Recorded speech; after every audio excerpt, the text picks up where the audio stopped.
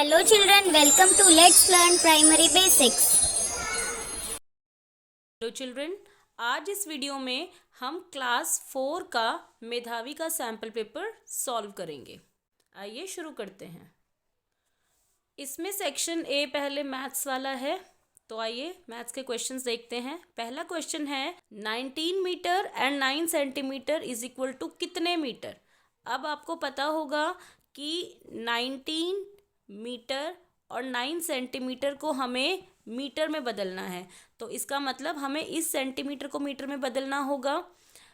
1 centimetre में 0.01 metre होते हैं, तो जब हमें ये पता होगा तो 9 सेंटीमीटर में 0.09 मीटर्स होते हैं, और हम आसानी से अब कर पाएंगे 19 मीटर प्लस 0.09 मीटर, और ये आंसर आएगा 19.09 मीटर, जो हमारा ये सेकंड ऑप्शन है और हमारा सही जवाब है।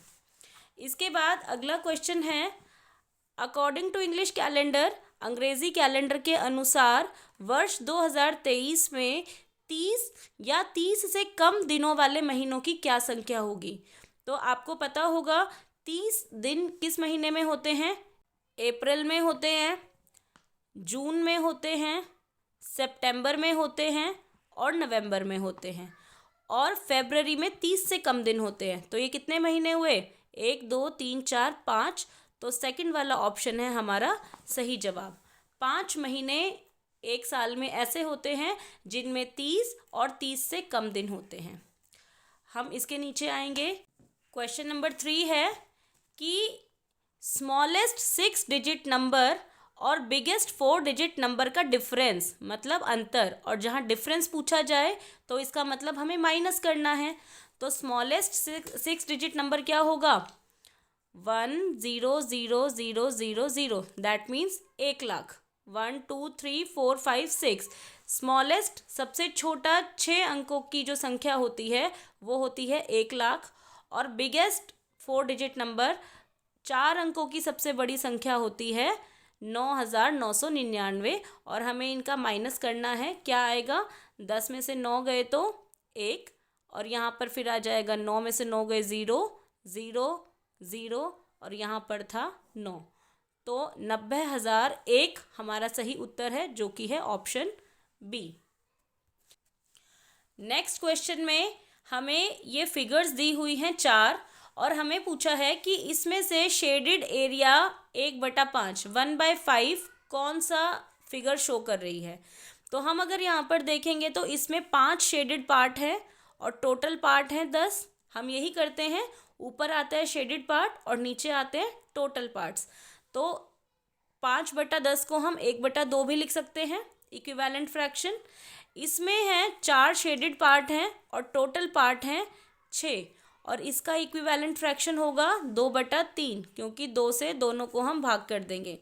यहाँ पर अगर हम देखेंगे तो शेडेड पार्ट हैं 2 और टोटल पार्ट हैं 10, और जब हम इसका इक्विवेलेंट फ्रैक्शन निकालेंगे तो 1/5 आएगा, और हमसे यही पूछा था, और ऑप्शन सी हमारा सही जवाब है। चौथा भी आप करके देख लीजिए, 8/10। अगर हम इसका इक्वल फ्रैक्शन निकालेंगे तो ये होगा 4/5, तो हमें 1/5 पूछा था, तो हमारा ऑप्शन सी सही जवाब है।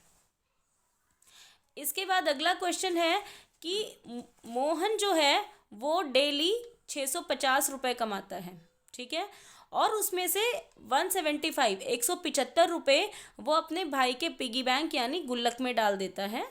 अब कितने दिनों में उसके भाई के पिगी बैंक में 2,975 रुपये हो जाएंगे। तो इसमें हमें क्या करना है, हम 2,975 को 175 से डिवाइड कर देंगे, ठीक है। 2,975 को जब हम 175 से डिवाइड करेंगे तो हम पाएंगे क्या उत्तर आएगा।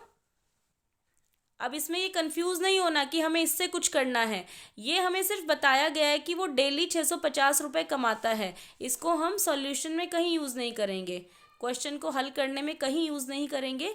बस हमसे ये पूछा है कि अगर 175 रुपये रोज़ पिगी बैंक में डाले जाएं तो कब वो पैसे 2,975 हो जाएंगे। इसको अगर हम करेंगे तो हम ऐसे करेंगे 2975 को हम 175 से भाग करेंगे। तो हम इसको 5 से काटने की कोशिश करते हैं। 5 या 15, 5 3 ज़ा 15, बचा 2, 5 बचे 25। और यहाँ पर अगर हम इसे 5 से काटेंगे तो 5 बचे 25, 5 5 ज़ा 25, बचा 4, 5 9 ज़ा 45, बचा 2 और 5 बचे 25। अब दोबारा ये 5 से जाएगा, फिर काटते हैं। 5 सत्ते 35 और यहाँ पर हम दोबारा काटेंगे तो 5 एकम 5, 5 एकम 5 और 5 निम 45। अब आगे हम 7 से काटेंगे इसको। 7 एकम 7, 7 एकम 7, यहाँ से बचा 4, 7 सत्ते 49। तो इसका मतलब 17 दिन में उसके पास उसके बैंक में 2975 रुपये हो जाएंगे। इसका उत्तर होगा 17 डेज। अब आगे अगर हम देखें तो क्वेश्चन है कि हमारे पास एक रेक्टेंगल है जिसकी जो चौड़ाई है वो है 14 मीटर। ठीक है, हमें दी हुई है ब्रेड्थ, और इसका जो पेरीमीटर है, इस रेक्टेंगल का पेरीमीटर हमें दिया गया है 62 मीटर्स, और हमें लेंथ निकालनी है। What is the length? ठीक है, हमारे पास ब्रेड्थ दी हुई है 14 मीटर्स और लेंथ हमें निकालनी है। ठीक है, मतलब लंबाई हमें निकालनी है। तो लंबाई कैसे हम निकालेंगे? हमें फॉर्मूला पता है पेरीमीटर का, परिमाप का। परिमाप बराबर होता है 2 टाइम्स लेंथ प्लस ब्रेड्थ। ठीक है, अब हम यहाँ से रख देंगे 62 मीटर, 2L प्लस B कितना है हमारे पास? 2B। ठीक है, तो 2L प्लस 2B, 14 दूनी 28, और यहाँ पे 62 मीटर रहेगा। अब 62 मीटर में से हम 28 घटा देंगे और यहाँ पर बचा 2L। यहाँ पे जब हम इसे माइनस करेंगे, 12 में से 8 गया तो 4 और 5 में से 2 गया तो 3 बराबर 2L। तो यहाँ से जो हमारी लेंथ है वो निकल जाएगी 34/2 बराबर 17 मीटर, और 17 मीटर हमारा है आंसर नंबर 1, जो कि हमारा सही जवाब होगा। अगला क्वेश्चन है कि ट्रायंगल के बारे में इनमें से कौन सी बात गलत है, कौन सी चीज़ गलत है। अब हम ट्रायंगल देखते हैं। ट्रायंगल क्या होता है? ट्रायंगल एक त्रिभुज होता है। अब देखिए, ट्रायंगल हैज़ 3 साइड्स, 1 2 3। यस, ये सही है। ट्रायंगल हैज़ 3 एंगल्स, जी हाँ, 3 एंगल्स होते हैं, ये बात भी सही है। ट्रायंगल हैज़ 3 वर्टिसेस, इसके 3 शीर्ष होते हैं। वर्टेक्स किसे बोलते हैं? इसको बोलते हैं। तो 3 वर्टिसेस हैं इसके। और ट्रायंगल हैज़ 2 डायगनल्स, तो मैं आपको बता दूं ट्रायंगल का एक भी डायगनल नहीं होता, तो इसीलिए ट्रायंगल के बारे में ये डायगनल मतलब विकर्ण वाली बात गलत है, इसीलिए हम इसे टिक करेंगे। आगे देखिए, आगे क्वेश्चन में आप देखेंगे कि हमारे पास एक ये चार्ट दिया गया है, और इस चार्ट को हम बार ग्राफ कहते हैं। आपने पढ़ा होगा स्मार्ट चार्ट्स में, क्योंकि इसमें ये बार से दर्शाया गया है टेम्परेचर, और महीने दर्शाए गए हैं। इस वाली लाइन पे महीने हैं और इस वाली लाइन पर, इस वाले एक्सिस पर टेम्परेचर है। तो हम इसे ध्यान से देखेंगे और कुछ क्वेश्चंस का जवाब देंगे। पहला क्वेश्चन है, which is the hottest month. अब हॉटेस्ट पूछा है, तो जो चीज़ का जब टेम्परेचर ज़्यादा होगा तब गर्मी ज़्यादा बढ़ेगी। तो सबसे ज़्यादा टेम्परेचर कब ज़्यादा है? 46, जो कि है कौन से महीने में? जून के महीने में। तो हम जून पर टिक कर देंगे। दूसरा क्वेश्चन पूछा है, which is the second most cold. दूसरा सबसे ठंडा महीना कौन सा है? अब सबसे ठंडा मतलब जब टेम्परेचर सबसे कम है, तो वो होगा जनवरी। और उसके बाद दूसरा सबसे ठंडा महीना कब है? 19 डिग्री टेम्परेचर जब होगा, और इसका उत्तर रहेगा फरवरी, यानी फरवरी। और तीसरा हमसे पूछा है, what is the difference between the temperature of the coldest and hottest month. सबसे ठंडे और सबसे गर्म महीने के तापमान में क्या अंतर है? तो सबसे ठंडा महीना कितना है? 46। सबसे गर्म महीना कौन सा है? 46। और सबसे ठंडा महीना है 12 डिग्री। और इन दोनों का अंतर होगा, 6 में से 2 गया 4 और 4 में से 1 गया 3, तो 34 डिग्री नंबर 1 ऑप्शन हमारा सही जवाब होगा। अगला क्वेश्चन है, अब हम रीजनिंग पार्ट पे आ गए हैं। अब हमसे पूछा गया है कि नीचे ये वर्ड ग्रुप है, ये किस हिसाब से सिमिलर है, एक जैसा है, समान है। अब आप देखेंगे इसमें वर्ड्स दिए गए हैं मार्च, मई, अगस्त और अक्टूबर। तो ये महीनों के नाम हैं, और कैसे महीनों के नाम हैं, जिसमें सभी में 31 दिन होते हैं। तो हम मंथ पर मतलब मास पर टिक लगा देंगे, ये हमारा सही जवाब है। अगला है कि जैसे पहले वाला शब्द दूसरे से रिलेटेड है, वैसे ही तीसरे वाला शब्द चौथे से किस हिसाब से रिलेटेड होगा। हमें इन चारों में से वो ऑप्शन ढूंढना है। यहाँ पर है बी यानी मधुमक्खी, और शब्द दिया गया है अगला हाइव यानी छत्ता। तो मतलब मधुमक्खी का घर है छत्ता, तो डॉग का घर होता है केनल, जिसे हम हिंदी में कुत्ता घर भी कहते हैं। तो हम केनल पर सही निशान लगाएंगे। आगे अगर हम देखेंगे तो हमें ये सीरीज़ दी गई है, और इसमें हमें चौथा नंबर ढूंढना है कि लास्ट वाला नंबर क्या होगा। तो आप देखेंगे 3 में हम अगर 4 जोड़ेंगे तो हमारे पास आया 7, 7 में फिर दोबारा 4 जोड़ेंगे तो हमारे पास आया 11, 11 में फिर 4 जोड़ेंगे तो हमारे पास आएगा 15, और 15 में फिर 4 जोड़ेंगे तो हमारे पास आया 19। तो आप देख रहे होंगे कि हमें पुराने नंबर में 4 जोड़ना है, तब हमें अगला नंबर मिल रहा है। तो हम 19 में अगर 4 जोड़ेंगे तो हमारे पास आएगा 23, और 23 है ऑप्शन नंबर 3, जो कि हमारा सही जवाब है। आगे एक और सीरीज़ दी हुई है कि इसमें लास्ट नंबर कौन सा होगा, इसको हम यहाँ पर करके दिखाएंगे। अगर आप देखेंगे 1 का मतलब क्या होता है, 1 गुना 1 1, 1 1 ज़ा 1। 4 को हम लिख सकते हैं 2 इंटू 2, 2 2 ज़ा 4। 9 को हम लिख सकते हैं 3/3, 3 3 ज़ा 9।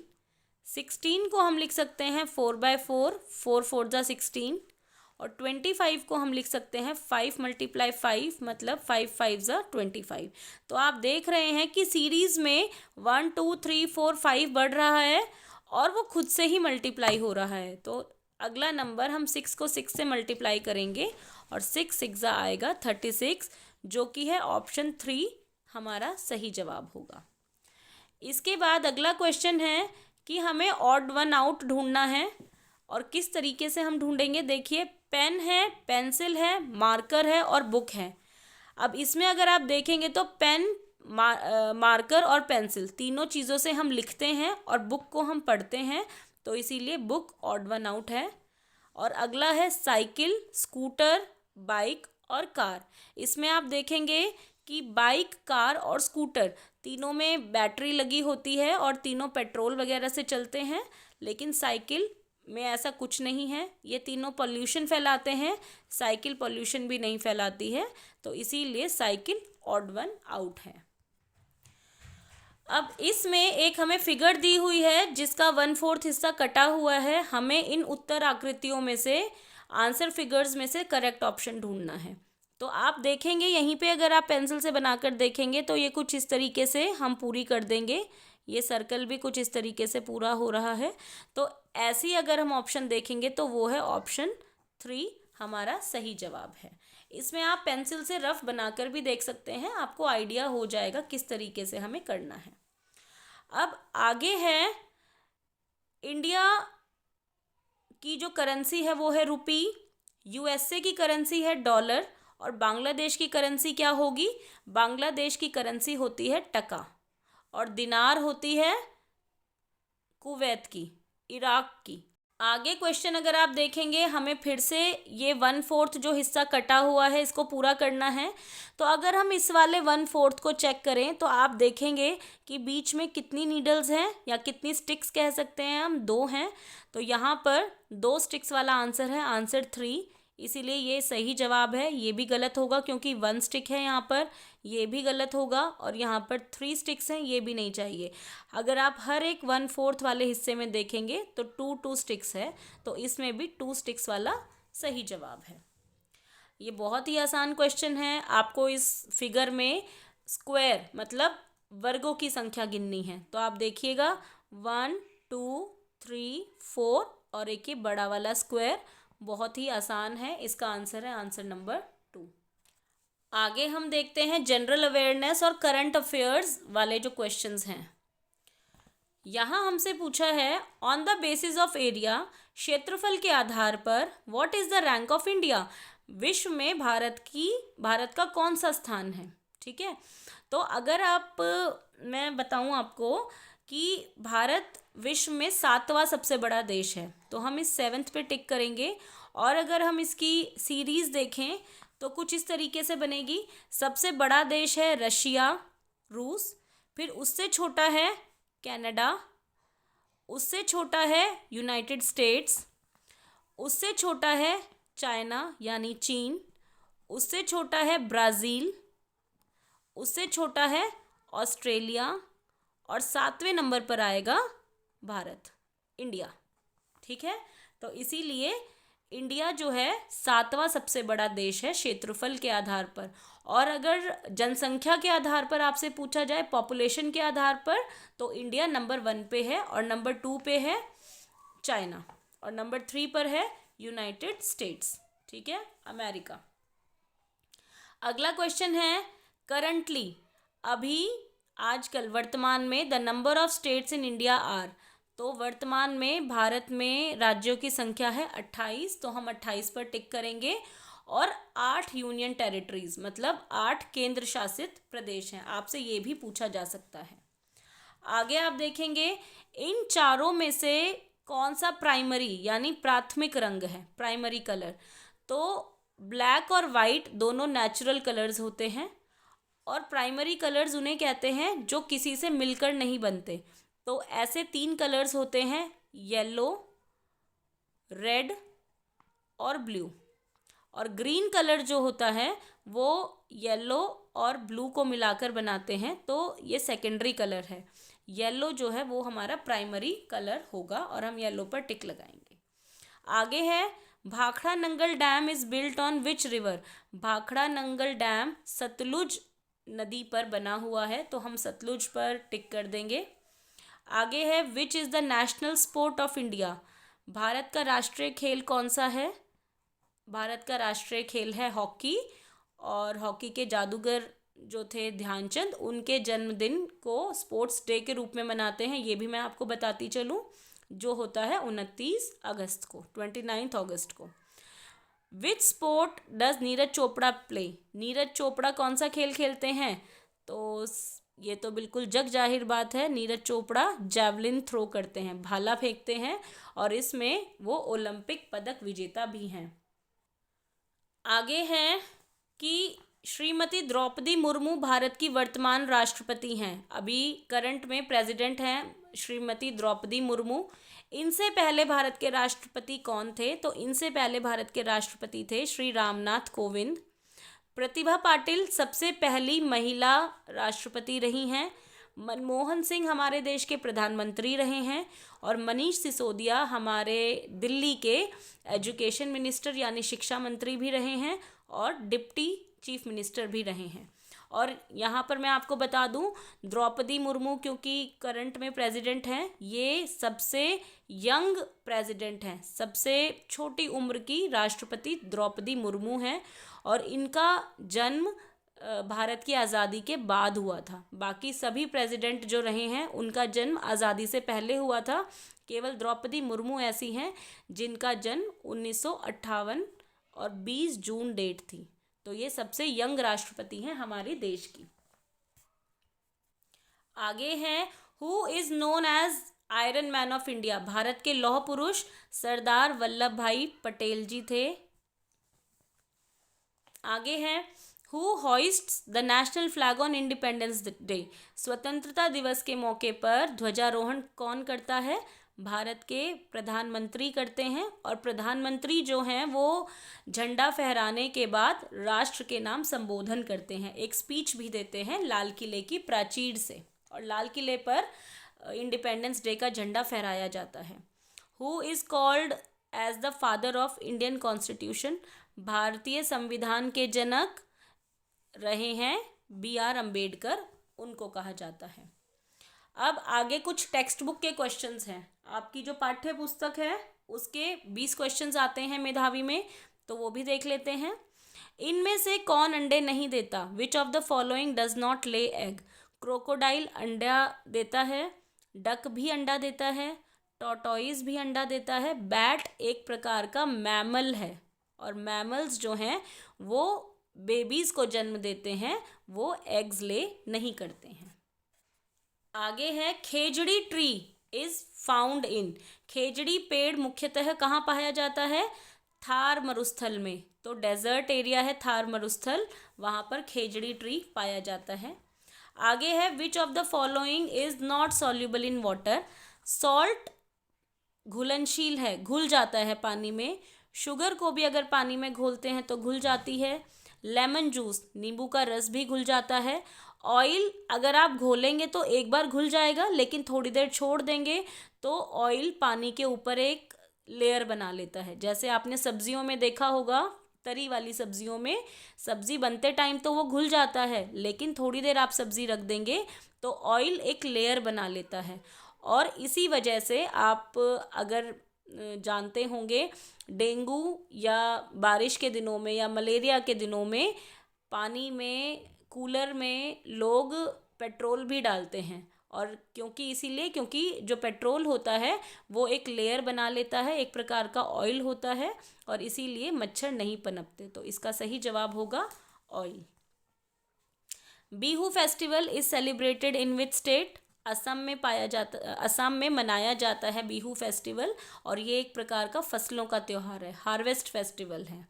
और ऐसा ही फसलों का त्यौहार उत्तर प्रदेश में मकर संक्रांति होता है, उत्तराखंड में घुघुतिया होता है, और तमिलनाडु में पोंगल होता है। आगे है which figure is present on note of ₹500। 500 रुपये के नोट पर किसका चित्र होता है, कौन सा स्मारक होता है? वो है रेड फोर्ट। एलोरा केव्स जो है वो 20 रुपये के नोट पर बनी होती है। कोणार्क सन टेम्पल, सूर्य मंदिर जो है वो 10 रुपये के नोट पर होता है। और मंगलयान किसी भी नोट पर नहीं होता। तो 500 रुपये के नोट पर रेड फोर्ट होता है। अब आगे है पेनिनसुला। आपने प्रायद्वीप पढ़ा होगा। प्रायद्वीप वह भाग होता है जो 3 ओर से पानी से घिरा होता है, जल से घिरा होता है, जिसे हम इंग्लिश में पेनिनसुला बोलते हैं। तो इनमें से कौन सी बात सत्य है? इस चारों स्टेटमेंट में से कौन सी बात सही है? India is an island country. No, द्वीपीय देश नहीं है भारत। Southern India is called peninsula. अगर आप देखेंगे इंडिया की जो आकार है वो नीचे से कुछ ऐसा है, ठीक है। यहाँ पे गुजरात आ जाता है और यहाँ से ये उड़ीसा वगैरह आ जाता है। तो सदर्न इंडिया जो है वो एक पेनिनसुला है, ये सही बात है। इंडिया 3rd लार्जेस्ट कंट्री है बाय पॉपुलेशन। नहीं, इंडिया पॉपुलेशन के आधार पर 1st नंबर पर आती है, और नन ऑफ द अबव ये तो है ही नहीं। तो सही जवाब है southern India is called as peninsula. दक्षिण भारत को प्रायद्वीप कहा जाता है।